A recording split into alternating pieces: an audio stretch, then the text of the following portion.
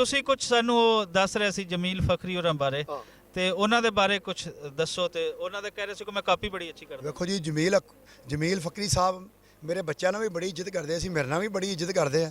ਮੈਂ ਕਹਿੰਦਾ ਕਿਉਂ ਉਹਨੂੰ ਰੱਬ ਲੈ ਗਿਆ, ਕਿਉਂ ਲੈ ਗਿਆ ਉਹਨੂੰ, ਕਿਉਂ ਲੈ ਗਿਆ ਹੈਂ। ਏਡੇ ਵਧੀਆ ਬੰਦੇ ਉਹ ਵਿਚਾਰੇ ਨੇ।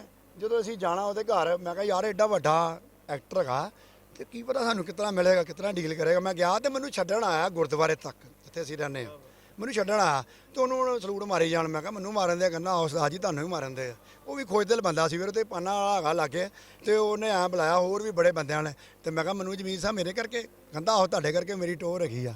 ਉਹ ਮਤਲਬ ਵੀ ਖੋਜਦਿਲ ਹੈਗੇ ਸੀ ਬੜੇ ਜ਼ਿਆਦਾ। ਤੇ ਉਹਨੇ ਕਹਿਣਾ ਸਾਗ ਬਣਾ, ਪਰ ਮੈਂ ਚਲੋ ਮੇਰੀ ਇੱਜ਼ਤ ਕਰਦੇ ਸੀ, ਸਾਡੇ ਕੋਲ ਟਾਈਮ ਘੱਟ ਹੁੰਦਾ ਸੀ। ਮੈਂ ਕਿਹਾ ਜਮੀਲ ਸਾਹਿਬ ਮੈਂ ਇੱਕ ਹਾਜ਼ਰੀ ਲਾਣਾ। ਮੈਨੂੰ ਕਾਫੀ ਸਾਲਾਂ ਬਾਅਦ ਪਤਾ ਲੱਗਾ ਕਿ ਜਮੀਲ ਸਾਹਿਬ ਦੀ ਡੈਥ ਹੋ ਗਈ। ਮੈਂ ਕਿਹਾ ਹੋਏ ਹੋਏ ਕਿੱਥੋਂ ਪਤਾ ਲੱਗਾ? ਆਹ ਬਲਵਾਰਾ ਉਹਦੇ ਬੰਦਿਆਂ ਨੇ ਪੁੱਛਿਆ। ਤੇ ਮੈਂ ਕਿਹਾ ਯਾਰ ਜੋ ਇਹਨਾਂ ਲੀਡਰਾਂ ਕਰਕੇ ਮੈਂ ਵੀ ਹਾਜ਼ਰੀ ਭਰਦਾ, ਜਨਾਜ਼ੇ ਵਿੱਚ ਜਾਂਦਾ। ਲਾਂਤਾ ਬੱਬੂ ਬਰਾੜ ਚਲੇ ਗਿਆ ਵਿਚਾਰਾ, ਲਾਂਤਾ ਮਸਤਾਨਾ ਚਲੇ ਗਿਆ, ਲਾਂਤਾ ਤੁਹਾਡੇ ਤੇ। ਮੈਂ ਗਾਲਾਂ ਕੱਢਦਾ ਡਾਕੂਆਂ ਨੂੰ, ਇਹ ਲੀਡਰ ਨਹੀਂ ਹੈਗੇ, ਡਾਕੂ ਗਿਆ। ਇੱਧਰ ਵੀ ਡਾਕੂ ਆ। ਜੇ ਗਰਦਾਰ ਨਾ ਹੁੰਦੇ ਤਾਂ ਕਸ਼ਮੀਰ ਪਹਿਲਾਂ ਬਣਿਆ ਹੁੰਦਾ ਸੀ ਨਾ। ਕਹੋ ਇੱਥੇ ਪਾਕਿਸਤਾਨ 'ਚ ਗਰਦਾਰ ਨਹੀਂ ਹੈਗੇ, ਇੱਥੇ ਵੀ ਕਾਫਰ ਹੈਗੇ ਜੇ, ਜਿੰਨ ਹੈਗੇ ਜੇ, ਭੂਤ ਹੈਗੇ ਜੇ। ਇਹ ਵਿੱਚੋਂ ਤੁਹਾਨੂੰ ਕਹਿੰਦੇ ਉਸ ਤਰ੍ਹਾਂ ਫੋਨ ਕਰਦੇ ਆ, ਕੀ ਹਾਲ ਆ ਮਨਮੋਹਨ ਸਿੰਘ ਜੀ, ਕੀ ਹਾਲ ਆ, ਕੀ ਹਾਲ ਆ ਮੋਦੀ, ਇਹ ਸਾਨੂੰ ਦਿਖਾਉਂਦੇ ਆ। ਮੈਂ ਤਾਂ ਕਹਿੰਦਾ ਜਿਹੜੇ ਆ ਰਹੇ ਨਾ ਅੱਜ ਬੰਨ ਲੈਣ ਇਹਨਾਂ ਨੂੰ ਇਮਰਾਨ ਖਾਨ ਵਾ। ਹੁਣ ਦੱਸੋ ਓਏ, ਬੜਾ ਬੋਲਦੇ ਹੋ, ਹੁਣ ਦੱਸੋ। ਮੈਂ ਹੁੰਦਾ ਨਾ ਇਮਰਾਨ ਖਾਨ ਦੀ ਜਗ੍ਹਾ ਤੇ ਮੈਂ ਇਹਨਾਂ ਨੂੰ ਬੰਨ ਲੈਣਾ ਸੀ, ਭਾਵੇਂ ਬਾਅਦ 'ਚ ਮੇਰਾ ਜੋ ਮਰਜ਼ੀ ਹੁੰਦਾ ਰਹਿੰਦਾ। ਮੈਂ ਦਿਖਾ ਰਹਿੰਦਾ ਆ ਵੇਖੋ ਕੀ ਕਰਦੇ। ਉੱਥੇ ਤੁਹਾਨੂੰ ਗਾਲਾਂ ਕੱਢਦੇ, ਇੱਕ $20 ਕੀ ਲਾ ਤੇ ਤੁਹਾਨੂੰ ਟੱਟੀਆਂ ਲੱਗ ਗਈਆਂ। ਮੈਂ ਜੋ ਸਿਆਸਤ ਕਰਨੀ ਚਾਲੂ ਕਰ ਦਿੱਤੀ ਆ। ਹਾਂ, ਕੈਪਟਨ ਅਮਰਿੰਦਰ ਸਿੰਘ ਨੇ ਬੜਾ ਪ੍ਰੋਪੇਗੈਂਡਾ ਕੀਤਾ ਹੈ ਉਹ $20 ਤੇ।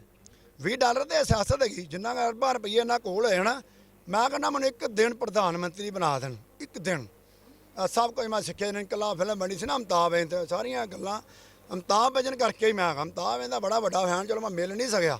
ਮੈਂ ਕਿਹਾ ਅਮਿਤਾਭ ਇਹਨਾਂ ਵੀ ਮੈਂ ਮਿਲਾਂਗਾ ਜ਼ਰੂਰ, ਐਸੀ ਗੱਲ ਨਹੀਂ। ਸ਼ਾਮ ਨੂੰ ਆਪਣੇ ਆਪ ਹੀ ਬੁਲਾ ਲੈਣ, ਉਹ ਵੀ ਪੰਜਾਬੀ। ਅੱਛਾ, ਅਸੀਂ ਉਹ ਪਹਿਲੀ ਗੱਲ ਉਹ ਸਾਈਡ ਤੇ ਹੋ ਜਾਏਗੀ। ਅਸੀਂ ਗੱਲਾਂ ਸਾਡੇ ਕੋਲ ਇਤਨੀਆਂ ਹਨ ਕਿ ਅੱਜ ਇੱਕ ਪਿਟਾਰੀਆਂ ਨਹੀਂ ਆਉਂਦੀਆਂ ਜਿਵੇਂ ਖੁੱਲਦੀਆਂ ਜਾਂਦੀਆਂ, ਉਹ ਇਸੇ ਤਰੀਕੇ ਜਿਵੇਂ ਕੋਈ ਵੱਡਾ ਸਟੋਰ ਰੂਮ ਹੁੰਦਾ ਨਾ, ਤਾਂ ਉਹਦੇ ਤੇ ਭਰਾ ਹੋਇਆ ਹੁੰਦਾ ਹੈ, ਤਾਂ ਉਹਦੇ ਜਾਂਦੇ ਹੋ ਤੁਸੀਂ ਮੁੱਦਤਾਂ ਬਾਅਦ ਤੇ ਉਹ ਵੇਖਦੇ ਹੋ। ਇਹ ਸਾਡੇ ਵੀ ਦਿਲ ਜਿਹੜੇ ਨਾ ਪੰਜਾਬੀਆਂ ਦੇ ਯਜ਼ੇ ਨੇ ਸਟੋਰ ਨੇ, ਇਹ ਚਾਹੇ ਅਸੀਂ ਇੱਥੇ ਪੂਰਾ ਦਿਨ ਖੜੇ ਰਹੀਏ ਗੱਲਾਂ ਨਹੀਂ ਮੁੱਕਣੀਆਂ। ਤੇ ਉਹ ਜਿਹੜੀਆਂ ਜਮੀਲ ਫਖਰੀ ਸਾਹਿਬ, ਬੱਬੂ ਬਰਾਲ ਦਾ ਤੁਸੀਂ ਕਹਿੰਦੇ ਹੋ ਕਿ ਮੈਂ ਉਹਨਾਂ ਦੀ ਪੈਰੋਡੀ ਬਹੁਤ ਅੱਛੀ ਕਰਨਾ, ਉਹ ਵੀ ਕੋ ਸਾਨੂੰ ਸੁਣਾਓ। ਅੱਛਾ ਜੀ, ਉਹਨਾਂ ਦੀ ਆਵਾਜ਼। ਜੀ ਉਹਨਾਂ ਦੀ ਆਵਾਜ਼ ਵੇਖੋ ਜੀ, ਪਹਿਲੀ ਆਵਾਜ਼ ਤੇ ਮੈਂ ਚੰਨ ਮਾਈ ਇਰਫਾਨ ਖੋਸੜ ਸਾਹਿਬ, ਉਹਨਾਂ ਦੀ ਬੇਟੀ ਅੰਮ੍ਰਿਤਸਰ ਆਈ ਸੀ ਤੇ ਮੈਨੂੰ ਯਕੀਨ ਨਹੀਂ ਆਉਂਦਾ ਯਾਰ ਇਹ ਕਿੱਥੋਂ ਆ ਗਈ। ਤੇ ਉਹ ਚਲੋ ਮੈਨੂੰ ਮਿਲੀ ਆ। ਮੈਂ ਕਿਹਾ ਅਸੀਂ ਤੁਹਾਡੇ ਪਾਪਾ ਦੇ ਫੈਨ ਨਹੀਂ, ਭਰਾ ਵਾਂ। ਫੈਨ ਫੂਨ ਨੂੰ ਛੱਡੋ, ਅਸੀਂ ਭਰਾ ਵਾਂ। ਮੈਂ ਹੁਣ ਉਹਨਾਂ ਦੀ ਥੋੜ੍ਹੀ ਜਿਹੀ ਮਾਫੀ ਦੇ।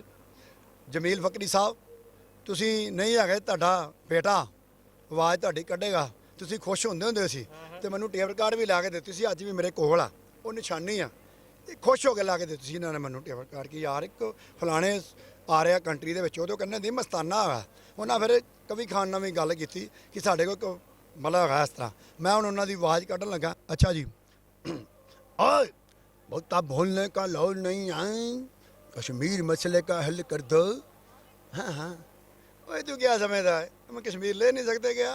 हाँ क्यों नहीं ले सकते हो? जो लीडर पड़ेगा ना तेरे को मोदी, तू भी देखेगा कैसे नहीं देता है कश्मीर। हम तो ले लेंगे हमारा यार, सरदार भाई हमारे साथ है। बोलो बोलो क्या बात है, इनको कश्मीर चाहिए। हाँ जल्दी गाड़ी लेकर आओ। एक कभी खान साहब जिन्हों मैं मिलिया नहीं, बस मेरा मैसेज अंधेरा उजाला ਦੇ ਕਰੈਕਟਰ ਇਨਸਾਨ, अंधेरा जाला ਦੇ ਇਹੋ ਹੀ ਆ ਜੀ ਜੀ ਇਹ ਸਾਰੇ ਕਰੈਕਟਰ ਉਸੇ ਦੇ। ਹਾਂਜੀ, ਕਵੀ ਖਾਨ ਸਾਹਿਬ, ਬਾਕੀ ਮੈਂ ਸਾਰਿਆਂ ਨੂੰ ਮਿਲਿਆ, ਮੰਨਦਾ ਜਾਂਦਾ ਉਹਨਾਂ ਨੂੰ ਪਤਾ ਵਾ। ਇੱਕ ਵਾਰੀ ਮੇਰੇ ਤੇ ਮੁਸੀਬਤ ਵੀ ਪਈ ਸੀ ਡਰਾਮੇ ਵੇਖਣ ਦੀ ਖਾਤਰ। ਮੈਂ ਕਿਹਾ ਤੁਸੀਂ ਜਿੰਨੀਆਂ ਮਰਜ਼ੀ ਮੁਸੀਬਤਾਂ ਪਾ ਦਿਓ, ਮੈਂ ਡਰਾਮੇ ਵੇਖਣ ਜਾਣਾ ਹੀ ਜਾਣਾ। ਹੁਣ ਵੀ ਮੈਂ ਜਾਵਾਂਗਾ, ਇਹਨਾਂ ਨਹੀਂ ਵਿਚਾਰ ਦਿੱਤਾ ਭਾਵੇਂ ਮੈਂ 2 ਘੰਟੇ ਮਿਲਾਂ। ਫਿਰ ਕਹਿੰਦੇ ਆ ਭਟੀਆ ਗਾਲਾਂ ਕੱਢਦਾ, ਇਹ ਬੂਟੇ ਦਾ ਕਿਰਦਾਰ ਆ। ਬੂਟਾ ਸਾਹਿਬ ਬਹੁਤ ਅੱਛਾ ਤੁਸੀਂ ਕੰਮ ਕੀਤਾ। ਹੋਰ ਵੀ ਜਿਹੜੇ ਮੇਰੇ ਵੀਰ ਠਾਕੁਰ ਸਾਹਿਬ, ਤੁਸੀਂ ਬਹੁਤ ਅੱਛਾ ਕੰਮ ਕੀਤਾ, ਤੁਹਾਡੀ ਫਿਲਮ ਹੈ। ਮੈਂ ਹੋਰ ਵੀ ਭਰਾਵਾਂ ਨੂੰ ਕਹਾਂਗਾ, ਅਮਰਿੰਦਰ ਸਾਹਿਬ ਵੱਧ ਤੋਂ ਵੱਧ ਪਾਕਿਸਤਾਨੀ ਲੈ ਕੇ ਬਣਾਓ, ਵੱਧ ਤੋਂ ਵੱਧ ਇਹੋ ਹੀ ਨਫ਼ਰਤਾਂ ਵੀ ਦੂਰ ਕਰਾ ਸਕਦੇ ਨੇ। ਰੋਜ਼ ਇਮਰਾਨ ਖਾਨ ਸਾਹਿਬ ਬੱਸਾਂ ਭੇਜੋ, ਉੱਧਰੋਂ ਵੀ ਭਰ ਕੇ ਆਉਣ, ਇੱਧਰੋਂ ਵੀ ਆਉਣ ਆਰਟਿਸਟਾਂ ਦੀਆਂ। ਤੇ ਮੈਂ ਲਵਾਜ ਨਹੀਂ ਹੈਗੇ। ਇੱਕ ਵਾਰੀ ਫਿਰ ਖਾਨ ਸਾਹਿਬ, MP ਸਾਹਿਬ, ਕੋਈ ਵੀ ਜਿਹੜੀ ਮੇਰੀ ਆਵਾਜ਼ ਸੁਣਦਾ ਪਿਆ, ਇੱਕ ਬਲਾਣੀ ਪਿੰਡ ਬੁਲਾ ਦਿਓ ਯਾਰ, ਬਸ ਬਲਾਣੀ ਪਿੰਡ ਨੂੰ ਇੱਕ ਵਾਰੀ ਵਧੀਆ ਬਣਾ ਦਿਓ। ਇਹ ਨਾ ਹੋਵੇ ਮੈਨੂੰ ਵੀ ਇੰਡੀਆ ਵਿੱਚ ਫਕੀਰ ਬਣ ਕੇ ਡੋਨੇਸ਼ਨ ਮੰਗਣੀ ਪਏ ਬੁਲਾਣੀ ਪਿੰਡ ਵਾਸਤੇ ਆ ਆਫਤ ਨਾ ਆਉਣ ਦੇਣਾ ਬਸ ਰੱਬ ਰਾਖਾ ਜਿੰਦੇ ਵਸਦੇ ਰਹੋ ਤੇ ਸਰਦਾਰ ਵਾਂਗ ਸਦਾ ਖੁਸ਼ ਰਹੋ। ਸਲਾਮ ਵਾਲੇਕੁਮ ਸਾਰਿਆਂ ਨੂੰ ਤੇ ਸਤਿ ਸ਼੍ਰੀ ਅਕਾਲ। ਮੁਹੱਬਤ ਜਿਉਂਦੇ ਵਸਦੇ ਰਹੋ।